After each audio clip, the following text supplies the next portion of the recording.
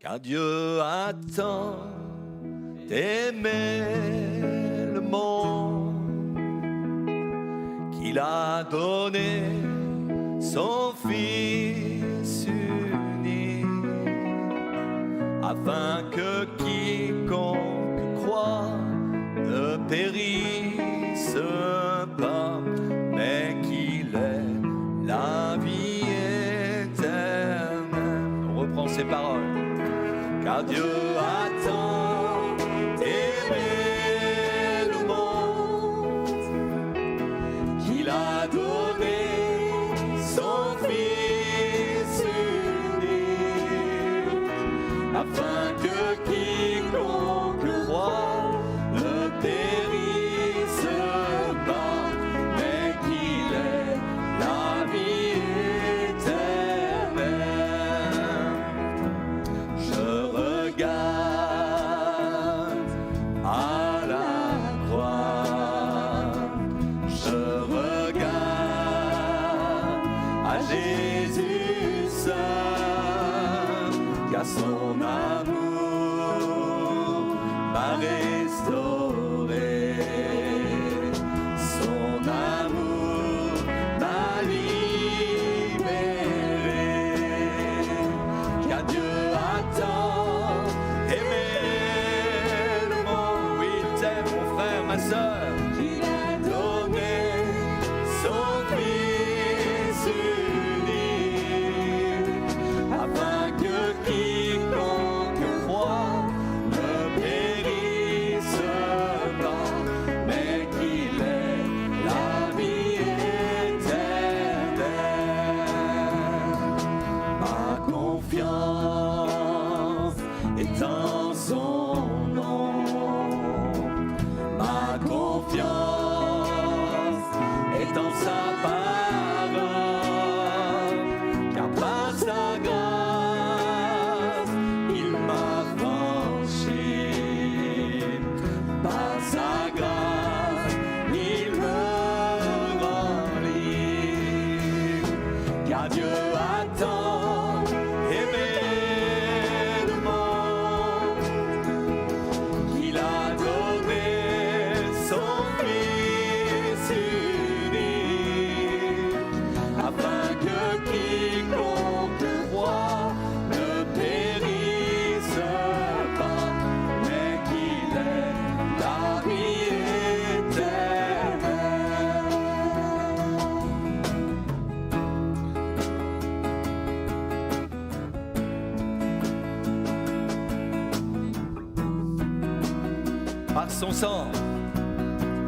Par son sang précieux, il m'a libéré pour la gloire de son amour.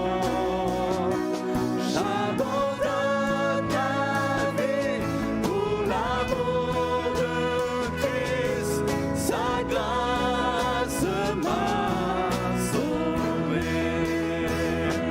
Par son sang précieux, il m'a libéré pour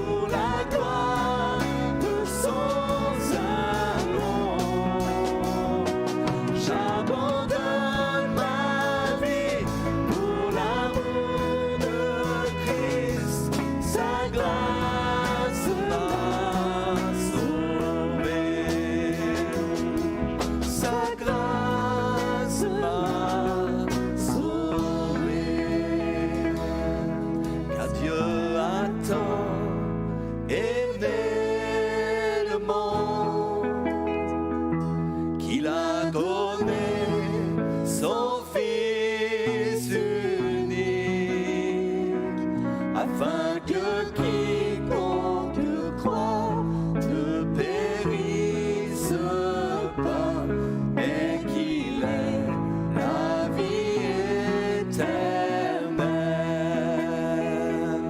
Oh oui, qu'il est la vie éternelle. Frères et sœurs, bonsoir. Nous nous retrouvons pour partager la parole du Seigneur. Je voudrais voir que beaucoup de chrétiens passent par des moments difficiles. Mais Dieu est celui qui restaure, qui console, qui délivre, qui secourt. Nous rappelle l'Écriture, le Dieu de toute consolation. Il est une force, un soutien et un secours qui ne manque jamais dans la détresse. Je voudrais introduire ce moment par le psaume 30 au verset 6, où la parole de Dieu nous dit concernant le Seigneur, car sa colère dure un instant, mais sa grâce toute la vie. Le soir arrivent les pleurs et le matin l'allégresse. Le thème de ce soir, c'est des larmes à la joie. Le soir les pleurs, le matin l'allégresse.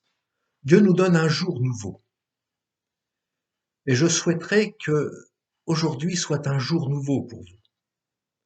Si vous passez par un temps de grande détresse, de larmes, d'inquiétude, et que vous avez besoin d'un renouveau dans votre cœur, que la lumière de Dieu vienne briller sur votre cœur.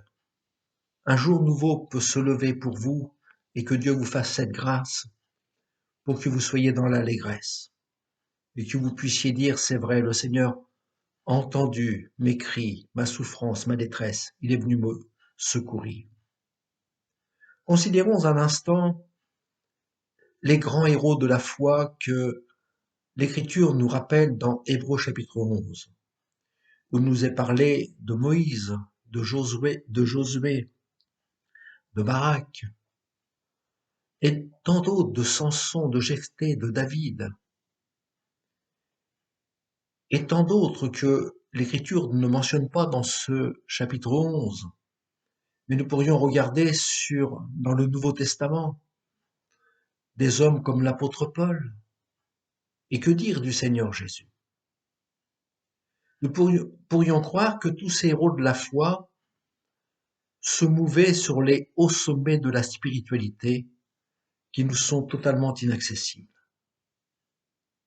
En fait, qui étaient ces hommes? Qui était Moïse, Élie, Jonas, Samson, Josué? Qui était-il? L'Écriture nous rappelle, nous dit, Élie était un homme de la même nature que nous. Dans les Actes des Apôtres, au chapitre 14, verset 15, l'apôtre Paul va s'écrier « Ô hommes, pourquoi agissez-vous de la sorte? Nous aussi, nous sommes des hommes de la même nature que vous. » Pierre, voyant que des hommes s'approchaient d'eux et les regardaient et les suivaient dans le temple, va détourner les regards des hommes qui se fixent sur eux en disant « mais ce sont des hommes extraordinaires ». Mais il va dire « ce n'est pas le serviteur de Dieu qui guérit, ce n'est pas le pasteur qui guérit, c'est par la puissance de Dieu, c'est le Seigneur, c'est Jésus qui guérit ». Et Pierre dira ceci exactement, dira « Hommes israélites, pourquoi vous étonnez-vous de cela? Pourquoi avez-vous les regards fixés sur nous ?» Comme si c'était par notre propre puissance ou par notre piété que nous eussions fait marcher cet homme. C'étaient des hommes, les héros de la foi que nous retrouvons dans la parole de Dieu. C'étaient des hommes qui n'étaient pas différents de chacun d'entre nous. En certaines occasions, ils ont aussi connu des défaites, des découragements, des moments difficiles. Le secret, si l'on peut appeler cela un secret de ces grandes qualités spirituelles, réside dans le fait de leur communion profonde avec Dieu, de leur vie de prière, qui faisait d'eux des hommes qui connaissaient leur Dieu. Dans le livre de Daniel, au chapitre 11, verset 32, il dit « Ceux du peuple qui connaîtront leur Dieu agiront avec fermeté ». Et je crois qu'il est bon, dans les moments d'épreuve, d'agir avec fermeté. Ceux qui considèrent leur sphère de service comme spécialement dure, je crois que nous allons puiser un puissant encouragement. On peut se sentir particulièrement solitaire dans nos tâches. Comme Élie dira, je suis resté moi seul. Mais il y a une espérance encourageante pour ceux dont la passion s'est mise à l'épreuve, pour ceux qui ont peu de résultats dans leur travail, dans leur ministère ou dans l'exaucement de leurs prières. Ce qui nous sera d'un grand secours, c'est l'histoire de ces hommes de Dieu, de leur patiente endurance et de l'obéissance qui les conduit à la victoire finale. Ceux qui pensent qu'ils ne peuvent pas faire grand-chose pour gagner des âmes en un siècle d'apostasie, nous avons l'arme invincible, la prière de la foi. Ceux qui ont l'amertume de la défaite trouveront encore là une source de consolation. Frères et sœurs, l'une des questions qui revient dans le cœur des enfants de Dieu, c'est pourquoi devons-nous supporter tant de peines et de difficultés? L'apôtre Paul et ses compagnons, nous rappellent l'Écriture, avaient perdu tout espoir. Dans les Actes des Apôtres, au chapitre 27, verset 20, il est dit « Le soleil et les étoiles ne parurent pas pendant plusieurs jours, et la tempête était si forte que nous perdîmes enfin toute espérance de nous sauver. » Pourquoi avaient-ils perdu tout espoir? Parce que leurs yeux ne voyaient que la tempête et la situation désespérée dans laquelle ils étaient. Dès que nous faisons dépendre notre foi de quoi que ce soit d'ici-bas, nous sommes certains d'être réduits au désespoir. Nous en sommes certains. Mais si nous nous confions de tout notre cœur au Seigneur, il sera un secours qui ne manquera jamais dans notre détresse, comme il le fut pour l'apôtre Paul. Le Seigneur nous rappelle dans l'Écriture, dans Ésaïe 41, verset 10, « Ne crains rien, car je suis avec toi. Ne promène pas des regards inquiets, car je suis ton Dieu.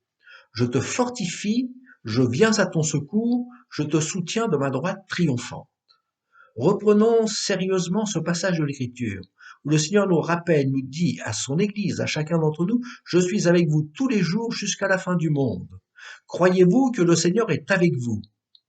Et le Seigneur me dit, « Ne crains rien, car je suis avec toi. » Et si le Seigneur est avec moi tous les jours, il me rappelle dans sa parole, ne promène pas des regards inquiets, car je suis ton Dieu. Est-ce que le Seigneur est mon Dieu? S'il est mon Dieu, je peux me fortifier en prenant cette parole pour moi, en disant, ne promène pas des regards inquiets. Seigneur, tu es mon Dieu, je veux me confier en toi. Et voici ce que le Seigneur dit, je te fortifie, je viens à ton secours, je te soutiens de ma droite triomphante. Le bras du Seigneur est un bras puissant. Donc si vous passez par l'épreuve, n'en déduisez jamais que le Seigneur vous ait abandonné. Jamais. Dieu est pour nous un refuge et un appui, un secours qui ne manque jamais dans la détresse. Psaume 46, verset 2. Mais il est évident que notre foi est éprouvée. Nous passons par des moments difficiles et notre foi est éprouvée. Et qu'arrive-t-il lorsque la foi est éprouvée? Dans l'évangile de Jean, il nous est rappelé que Marthe et Marie vont faire des reproches au Seigneur. Et vont faire le reproche au Seigneur de ne pas avoir répondu à leur demande, tu n'es pas venu. D'ailleurs, ils vont dire, Seigneur, si tu avais été là, mon frère serait pas mort. Dans le récit de la veuve de Sarepta, nous voyons cette femme agitée, troublée, allant jusqu'à accuser le serviteur de Dieu qui est Élie. Et dans 1 Roi 17, verset 18, cette femme dit à Élie, « Qu'y a-t-il entre toi et moi, homme de Dieu? Es-tu venu chez moi pour rappeler le souvenir de mon iniquité et pour faire mourir mon fils ?» C'est quelquefois ainsi que les chrétiens réagissent à l'égard de la souffrance et de l'épreuve. Un drame les frappe, et voilà qu'ils se posent la question, pourquoi cela m'arrive-t-il? Pourquoi moi? Qu'est-ce que j'ai fait pour mériter cela? Dieu m'aime-t-il? Est-ce que le Seigneur m'aime? Pourquoi Dieu m'abandonne-t-il? Votre foi fait peut-être naufrage à cause d'une épreuve qui vous frappe. d'une maladie, d'une détresse, que sais-je encore. Le psalmiste nous donne l'exemple à suivre. Dans le psaume 62, verset 6, il dit « Oui, mon âme, confie-toi en Dieu, car de lui vient mon espérance. » Confie-toi en Dieu, car de lui vient mon espérance. Verset 7, « Oui, c'est lui qui est mon rocher et mon salut, ma haute retraite, je ne chancellerai pas. » Verset 8, « Sur Dieu repose mon salut et ma gloire, le rocher de ma force, mon refuge est en Dieu. » Verset 9, « En tout temps, peuple, confiez-vous en lui, répandez vos cœurs en sa présence, Dieu est notre refuge. » Amen. Dieu est notre refuge. L'apôtre Pierre était un homme de foi extraordinaire. Et nous pouvons le considérer comme un homme de foi extraordinaire. Il est le seul d'entre tous les disciples de sortir de la barque pour marcher en pleine mer. Il est le seul qui va sortir de la barque et qui va marcher sur les eaux. Il le fait par la foi. C'est quand même un homme extraordinaire. Pierre est un homme de la même nature que nous. Et nous avons nos élans de foi, mais nous avons également nos élans de doute. Et nous est rappelé, mais voyant que le vent était fort, il eut peur, et comme il commençait à enfoncer, il s'écria, « Seigneur, sauve-moi » » Il a eu peur. C'était un homme extraordinaire, un homme de foi formidable. Mais il a eu son élan de foi, mais il a eu également son temps de détresse, son temps de peur, où son temps de peur va lui faire douter et il va s'enfoncer. Et Jésus lui dira, en le sortant de l'eau, aussitôt Jésus étendit la main, le saisit et lui dit, « Homme de peu de foi, pourquoi as-tu douté » Frères et sœurs, est-ce que c'est la parole que le Seigneur pourrait dire à quelqu'un qui chancelle au temps de l'épreuve, homme de toute foi, homme de peu de foi, femme de peu de foi, pourquoi as-tu douté? Vous arrive-t-il d'être déprimé, abattu, de vous trouver aux prises du désespoir, d'avoir le cœur assailli par la crainte, d'être en proie au doute? Vous arrive-t-il de vous sentir isolé, d'être incompris? Vous est-il arrivé de vous endormir en pensant qu'il serait bon de ne jamais vous réveiller? C'est arrivé à des hommes de Dieu, des hommes formidables. C'est arrivé à Jonas, où il va préférer mourir. Jonas demanda la mort et dit, la mort m'est préférable à la vie. Et pourtant, il a ramené tous les cœurs, la ville de Ninive, il l'a ramené totalement au Seigneur, qui s'est repenti de ses péchés. C'est quand même quelque chose d'extraordinaire. Dans le livre des rois, il nous est parlé d'Élie, qui est allé dans le désert, où après avoir fait une journée de marche, il s'est assis sous un genêt et demanda la mort. C'est assez maintenant, Éternel, prends mon âme, car je ne suis pas meilleur que mes pères. Vous voyez que des moments difficiles, ces grands hommes de Dieu les ont connus. Et nous aussi, nous connaissons des moments plus ou moins faciles. Nous savons ce que produit de néfaste cet appétit morbide de solitude. Jonas s'est isolé, Élie s'est isolé. Et ça produit quelque chose de morbide, la solitude. Ce sentiment de solitude, d'abandon, cet esprit de crainte, de dépression, les pensées insensées qui en découlent, la pitié de soi-même, une fausse perspective des événements et en finale la perte de la foi. Oui, c'est cette solitude qui est là. Lorsque notre état de santé physique est à peu près normal, de telles émotions ne sont que passagères. Ça passe comme un courant d'air. Mais si elles persistent, comme ce fut le cas dans nos deux exemples d'Élie et de Jonas, l'état devient sérieux et très sérieux. Les frères et sœurs, le Seigneur intervient toujours pour secourir ses enfants. La première des choses que le Seigneur fait, et de nous sortir de notre sommeil spirituel. L'ange a réveillé Élie. Quand on est dans un état comme cela, on néglige la prière, on néglige la lecture de la parole de Dieu. On s'isole des réunions de prière et on s'isole de la communion fraternelle. Le Seigneur va sortir Élie de son sommeil spirituel. Il va le nourrir de la parole de Dieu.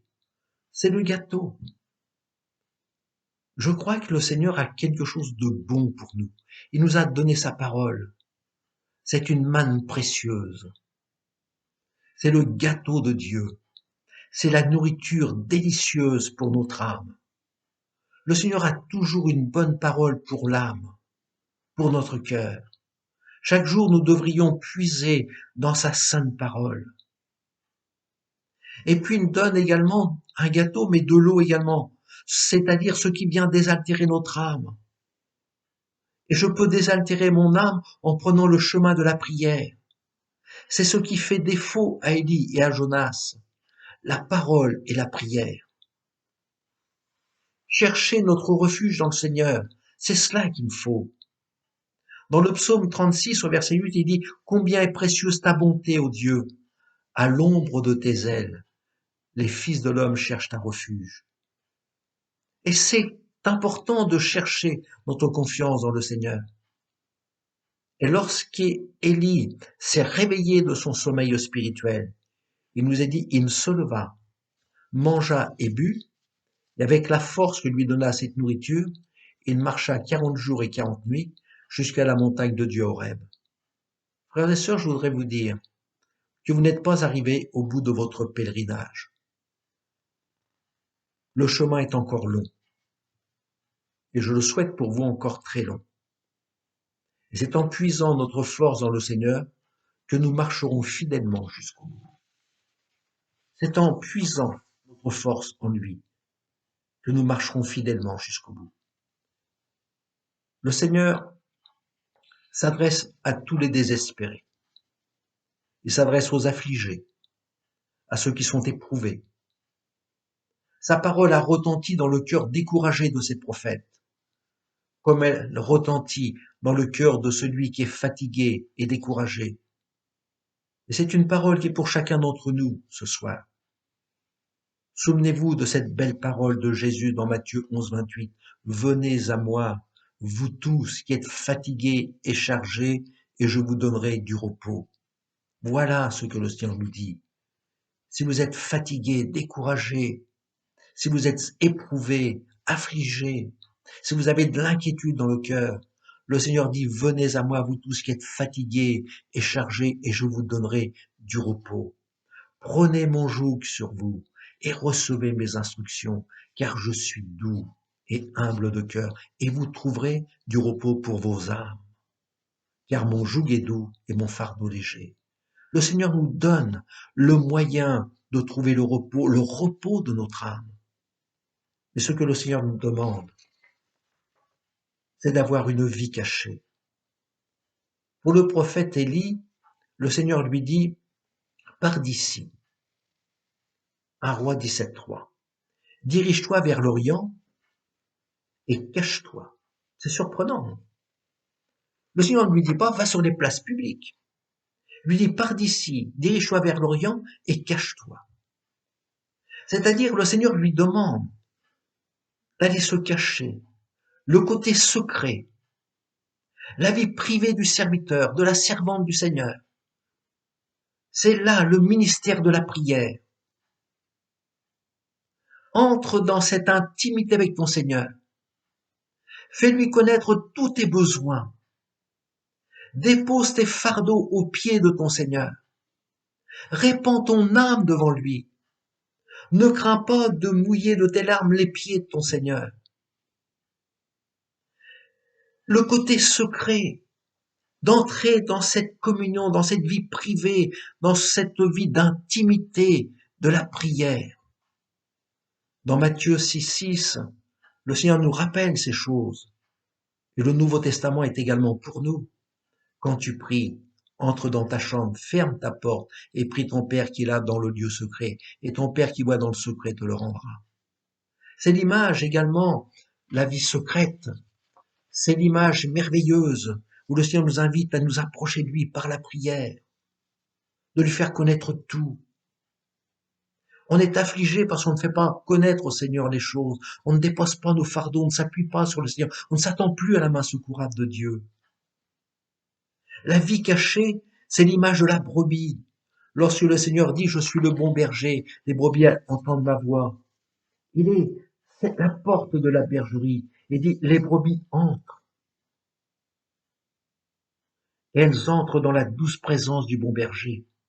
Dans Jean 19, il dit, je suis la porte. Si quelqu'un entre par moi, il sera sauvé. Il entrera, il sortira, il trouvera des pâturages. Quand la brebis en sort, elle trouve les verts pâturages. D'où l'importance d'entrer dans la présence du bon berger. Et lorsque l'on ressort, lorsque l'on sort de la présence du bon berger, on trouve des verts pâturages, on trouve les grâces du Seigneur, on trouve la paix de Dieu. L'âme est restaurée. La présence du Seigneur est là, dans l'épreuve, qui nous donne l'assurance de la vie éternelle. Quand on ressort de ce temps, de la bergerie, de ce temps de prière devant le Seigneur, comme la brebis qui sort de la présence du bon berger, elle repart avec la bénédiction, l'onction de l'Esprit, un cœur débordant de bonheur et l'amour de la maison de Dieu. Il n'est pas écrit dans le psaume 23, oui, le bonheur et la grâce m'accompagneront tous les jours de ma vie et j'habiterai dans la maison de l'Éternel jusqu'à la fin de mes jours. L'amour de la maison de Dieu. Oh, combien ont perdu l'amour de la maison de Dieu.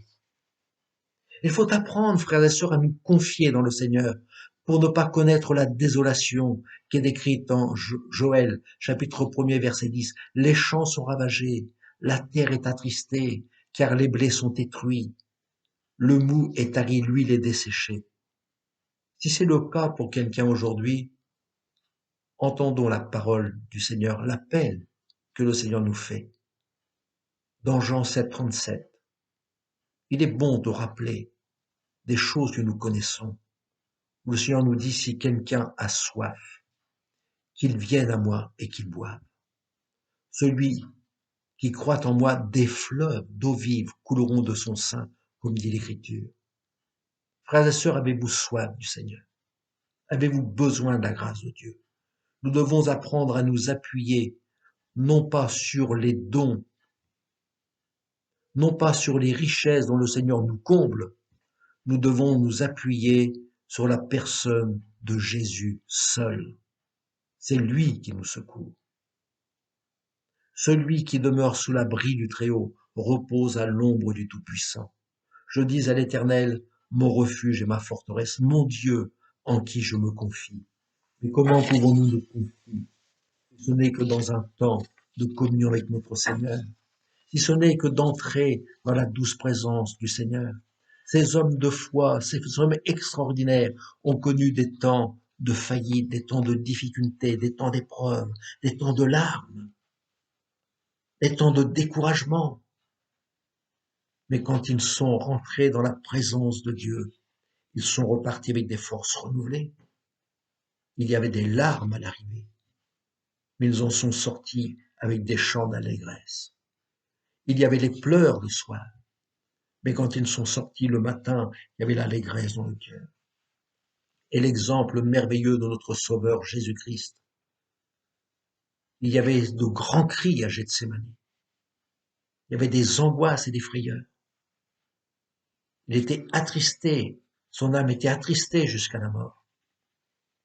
Il a souffert, il a lutté, mais en se réfugiant dans la prière, il a invoqué son Dieu, soumis tout son être au Seigneur son Père, à Dieu son Père. Et le Seigneur a envoyé un ange, le fortifiant, et Jésus a été jusqu'au bout, jusqu'à la croix du calvaire. Dieu est pour nous un secours et un appui. Il est un refuge, un appui, un secours qui ne manque jamais dans la détresse. Frères et sœurs, chers amis, Il y a le temps de la grâce de Dieu.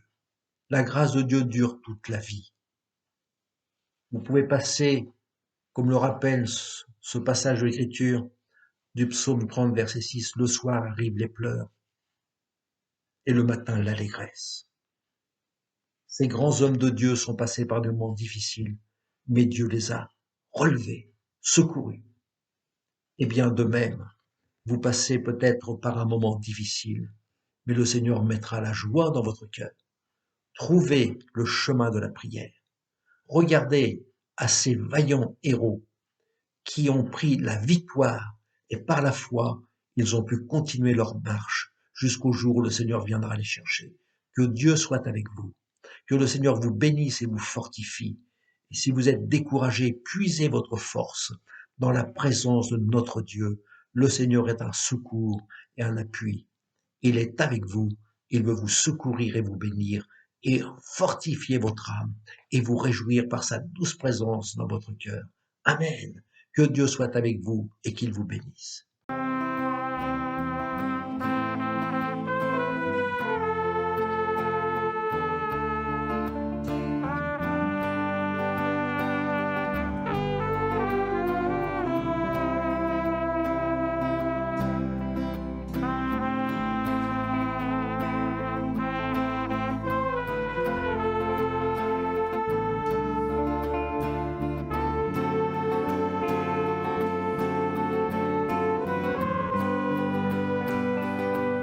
Ton nom, le plus beau des poèmes.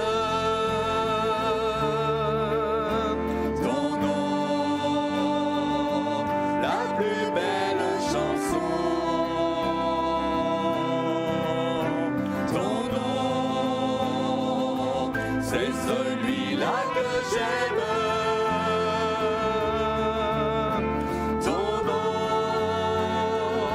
C'est le plus beau des noms et on veut le glorifier. Je le glorifierai et je l'exalterai. Je le proclamerai sur la terre des hommes. Je parlerai